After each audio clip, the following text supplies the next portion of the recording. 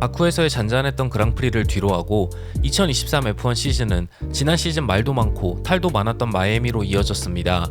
2022 시즌 마이애미는 친환경 소재로 포장된 노면으로 많은 드라이버들에게 수준 미달이라는 평가를 받았고, 트랙의 레이아웃도 박진감 넘치는 레이싱을 만들어내기에는 너무 밋밋하다는 의견도 있었습니다.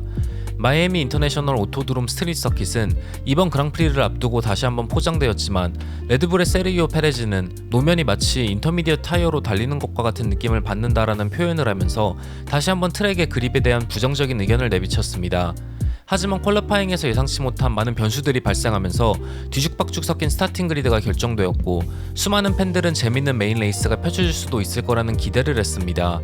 그러나 다시 한번 레드불의 원투 피니시, 그리고 알론소의 포디움으로 그랑프리는 마무리되었고, 바쿠에 이어 다시 한번 조용했던 레이스를 뒤로하고 F1 시즌은 유럽으로 이어지게 되었습니다.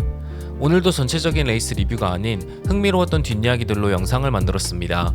지난 시즌 문제가 되었던 마이애미의 노면은 악명 높은 트랙 디자이너 틸케의 팀에 의해 다시 한번 포장되었습니다. 하지만 새롭게 포장된 노면은 지난 시즌과 비슷한 수준의 그립을 보여주는 데 그쳤고, 대부분의 드라이버들이 작년과 다를 것 없는 노면에 대한 불만을 토로했습니다. 피렐리의 마이크 이솔라는 노면의 거침 정도는 작년보다 낮아진 수준이고 작년의 그립과 비슷한 수준이지만 우리의 예상과 크게 다르지 않다. 아스팔트로 노면을 포장할 때 사용하는 역청 때문에 포장 직후 노면으로 기름이 떠오르는 현상이 있기에 일시적으로 그립이 하락할 수 있다. 하지만 차들이 주말 동안 여러 세션을 달리면서 이 문제를 해결했고, 금요일부터 토요일까지 대략 10% 정도 그립이 증가했다라는 설명을 했습니다. 하지만 이 그립의 증가는 레이싱 라인에만 해당되는 이야기이기에 레이싱 라인과 레이싱 라인 바깥의 그립 차이가 커졌고, 메인 레이스에서 추월을 시도하기 더욱더 어려워졌습니다. 이에 대해 메르세데스의 조지 러셀은 마이애미는 다른 트랙들처럼 수압을 이용한 노면 정리가 되지 않았다고 생각한다. 호주, 제다, 바쿠는 레이싱 라인과 레이싱 라인 바깥 부분의 그립이 이 정도로 차이가 나지 않는다. 아마 작년에 노면을 너무 과하게 수압을 이용해 이물질을 제거했기에 이번 그랑프리에선 사용하지 않은 것 같다. 하지만 결국 같은 문제로 이어졌다라는 말을 했습니다. 이에 대해 마이애미 그랑프리의 매니징 파트너인 톰 갈핑클은 작년 그랑프리를 앞두고 수압을 이용해 너무 과하게 아스팔트를 정리해 문제가 되었기에 이번 해에는 노면을 털어내기만 했다. 트랙의 문제라기보단 F3, F2 레이스가 마이애미에서 열리지 않아 문제가 된 것 같다. FP 세션에서 더 많은 드라이버들이 레이싱 라인을 벗어나 미끄러져 바깥 부분에도 고무를 더 깔았으면 하는 바람이 있었다라는 말도 안 되는 농담을 했습니다. 마이애미 그랑프리를 앞두고 페라리는 이번 시즌 처음으로 큰 규모의 플로어와 디퓨저 업데이트를 도입했습니다. 이 업데이트에 대해 페라리의 샤를 르클레어는 올바른 방향으로 차의 업그레이드가 진행되고 있다고 생각한다. 이 정도로 레드불을 따라잡을 수 있다고 생각하진 않지만 좋은 방향으로 나아가고 있다. 처음 3번의 레이스는 매우 힘들었지만 바쿠에서 시즌 첫 폴포지션을 따냈고 우리 차의 퀄리파잉 장점을 증명할 수 있는 레이스였다. 하지만 메인 레이스에서는 다시 한번 우리의 레이스 페이스 약점을 드러냈고 레드불은 너무나도 빠르다는 걸 확인할 수 있었다라는 말을 했습니다. 하지만 새로운 업그레이드 패키지를 장착한 샤를은 퀄리파잉 Q3에서 치명적인 실수를 하면서 7번 그리드로 밀려났습니다. 샤를은 FP1에서 미끄러진 7번 코너에서 다시 한번 차의 컨트롤을 잃으면서 벽과 충돌했고 레드 플래그를 발동시키면서 Q3는 그대로 종료되었습니다. 자신의 퀄리파잉 사고에 대해 샤를은 내 자신에게 매우 실망했다. 금요일에 일어난 사고와 똑같은 실수였다. 내 장점은 퀄리파잉 페이스라는 것을 잘 알고 있기에 더 좋은 랩타임을 기록하기 위해 조금 무리했다. Q3에서의 무리한 시도는 10번 중에 9번은 성공하지만 오늘은 그런 날이 아니었다. 퀄리파잉을 위해 조금 더 공격적인 차의 셋업을 원했고 이 셋업을 제대로 사용할 수만 있다면 퀄리파잉에서 차의 모든 성능을 다 끌어쓸 수 있다는 걸 알고 있었다. 하지만 너무 무리했기 때문에 이번 주말이 끝나면 이번 일을 다시 한번 검토할 것이다. 우리 차가 이번 시즌 뒷바람의 영향을 많이 받는다는 걸 알고 있으면서도 다루기 더 까다로운 셋업을 일부러 사용했다라는 인터뷰를 했습니다. 샤를의 드라이버 코치인 자 클리어는 레드불같이 확연히 더 빠른 차를 상대할 때 샤를의 마음가짐을 잘 보여주는 사고였다. 차의 성능을 믿을 수 없으니 드라이버 자신이 무리를 해서라도 페이스를 찾아야 한다라는 생각을 했겠지만 결국 물리적인 법칙을 거스를 순 없다. 하지만 이번 사고로 인해 샤를에게 퀄리파잉에서 무리를 하지 말라는 말은 하지 않을 것이다. 샤를의 퀄리파잉 페이스는 환상적이고 대부분의 레이스에서 그의 승부욕은 좋은 결과로 이어지기 때문이다 라는 설명을 했습니다. 한편 샤를의 사고로 종료된 Q3에서 레드불의 맥스 베르스타펜은 첫 번째 플라잉 랩에서 실수를 하면서 랩을 포기했고 두 번째 플라잉 랩을 기록하지 못한 채 9번 그리드로 퀄리파잉을 마무리했습니다. 이번 시즌 드라이버 챔피언십에서 가장 큰 라이벌로 떠오른 팀메이트인 페레즈가 폴포지션을 차지한 가운데 베르스타펜은 메인 레이스에서 최소 2등을 차지하는 게 목표라는 긍정적인 반응을 보였습니다. 퀄리파잉이 끝나고 베르스타펜은 운이 없었다. 하지만 첫 번째 랩에서 실수를 한 건 나였기에 오롯이 내 잘못이다. 6번과 7번 코너에서 레이싱 라인을 살짝 벗어났고 언더스티어가 났기에 차를 다시 레이싱 라인에 올리지 못했다. 제발 레드 플래그가 나오지 않기를 바랬지만 그런 생각을 하면 바로 발동되기 때문에 살짝 화가 났다. 이번 주말 내내 우리는 굉장히 빨랐고 내 Q2 랩타임은 Q3 폴포지션 랩타임보다 빨랐다. 화를 낼 이유도 없고 이번 일을 경험 삼아 다시 실수하지 않으면 된다. 내일 당장 챔피언십이 결정되는 것도 아니고 이런 상황을 여러 번 겪어봤기에 이런 불운이 남은 시즌 동안 계속해서 이어질 거라 절망하지 않는다라는 인터뷰를 했습니다. 이번 시즌 예상보다 저조한 성적을 기록하고 있는 알핀의 CEO인 로랑 로시가 자신의 팀의 퍼포먼스를 아마추어 같다고 비난했습니다. 로시는 이번 시즌 성적이 매우 실망스럽다. 매우 좋지 않다. 문제가 있는 퍼포먼스와 문제가 많은 진행력을 모두 보여줬다. 우리가 그동안 투자한 만큼의 성적이 전혀 나오지 않고 있고 팀의 이번 시즌 목표와 매우 큰 차이가 있다. 알핀이 전통적으로 갖고 있는 기준점과 기대치에 미달하는 마음가짐으로 팀이 시즌에 임하고 있다고 생각한다. 개막전인 바레인에서 보여준 모습은 완전히 아마추어 같았고 바쿠와 바레인과 비슷했다. 누구나 실수할 수 있지만 그 실수를 통해 배우는 게 있어야 한다. 같은 실수를 2번이나 반복한다는 건 학습 능력이 없는 것과 동시에 책임감이 없다는 의미다. 납득할 수 없다라는 높은 수위의 비난을 했습니다. F1 관계자들은 알핀이 감독과 디렉터들을 교체하기 위해 미리 언론 플레이를 하는 게 아닌가라는 분석을 했습니다.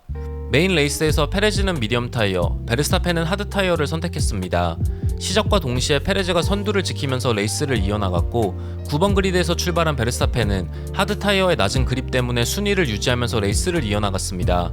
하지만 네 번째 랩에서 앞서가는 샤를과 하스의 케빈 마그누센을 동시에 제치면서 6등으로 치고 올라왔고 8번째 랩 17번 코너에서 러셀을 추월하고 9번째 랩 똑같은 코너에서 가슬리를 추월하면서 순위를 4등까지 끌어올렸습니다. 이 시점에서 선두인 페레즈와 겨우 4.6초 차이를 유지했고 14번째 랩 11번 코너에서 DRS를 사용해 사인즈를 추월하면서 포디움 경쟁에 뛰어드는 데 성공합니다. 그리고 그 다음 랩 같은 코너에서 2등이었던 에스턴 마틴의 페르난도 알론소마저 추월하면서 레드불 1-2를 완성합니다. 베르스타펜이 페레즈와의 차이를 3.7초까지 줄인 가운데 페레즈는 21번째 랩에 피트인하면서 하드 타이어로 교체했고 베르스타펜은 선두에서 하드 타이어를 관리하기 시작했습니다. 베르스타펜은 46번째 랩에 피트인하면서 새로운 미디엄 타이어로 교체했고 2.2초를 기록한 페레즈보다 0.9초 느린 3.1초 스톱 타임을 기록했지만 47번째 랩에서 바로 팀메이트인 페레즈를 추월하면서 5초 이상의 거리를 벌리고 마이애미에서 2년 연속 우승을 차지할 수 있었습니다. 레이스가 끝나고 페레즈는 첫 미디엄 타이어 세트가 좋지 않았다. 타이어의 마모가 생각보다 빨리 진행되었고 베르스타펜을 상대로 타이어 수명 이득을 전혀 챙기지 못했다. 하지만 베르스타펜의 하드 타이어 페이스는 엄청나게 좋았고 오늘 레이스를 다시 한번 복귀하면서 왜 이렇게 페이스의 차이가 났는지 분석해야 한다. 베르스타펜은 오늘 엄청나게 강한 상대였고 충분히 우승할 만했다라는 말을 했습니다. 이번 그랑프리 우승에 대해 베르스타펜은 어제부터 하드 타이어로 레이스를 시작하는 걸 팀과 검토하고 있었다.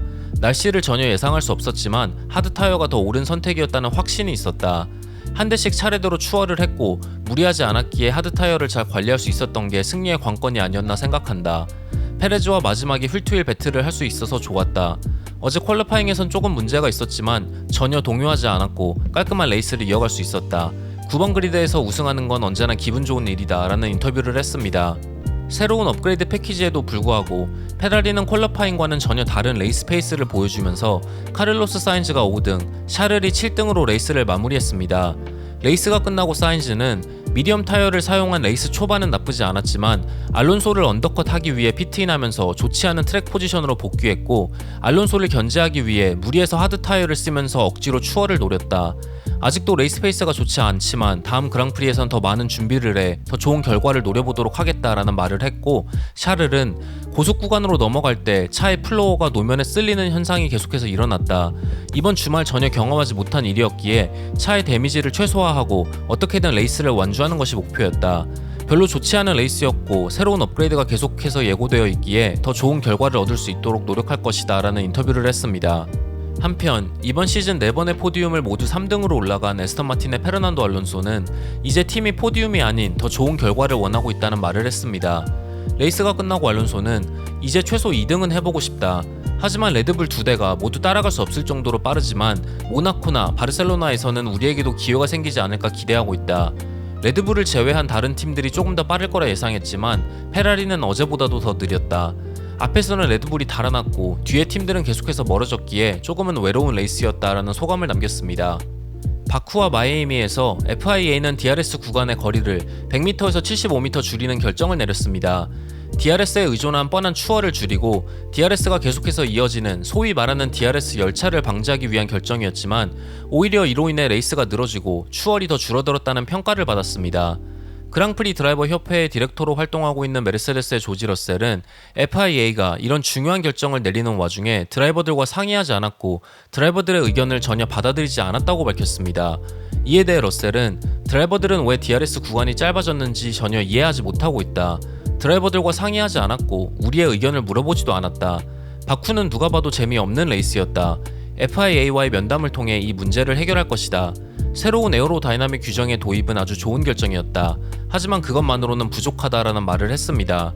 이 문제에 대해 페라리의 카를로스 사인즈는 FIA의 회의와 면담에 더 많은 드라이버들을 참석시키려고 노력하고 있다. 드라이버들이 더 목소리를 내야 하고 어쩌면 우리가 적절한 피드백을 주지 못하고 있는 것일 수도 있다. 하지만 레이스를 하는 건 드라이버들이고 모든 드라이버들이 비슷한 문제를 지적하고 있다고 생각한다라는 자신의 생각을 전했습니다.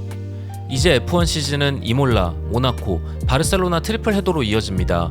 과연 다음 그랑프리에선 조금은 루즈해진 이번 시즌이 조금 더 흥미로워질지 아니면 러셀의 말대로 레드불이 모든 그랑프리를 우승하는 그림이 만들어질지 지켜보면서 이번 영상을 마치도록 하겠습니다. 시청해주셔서 정말 감사합니다.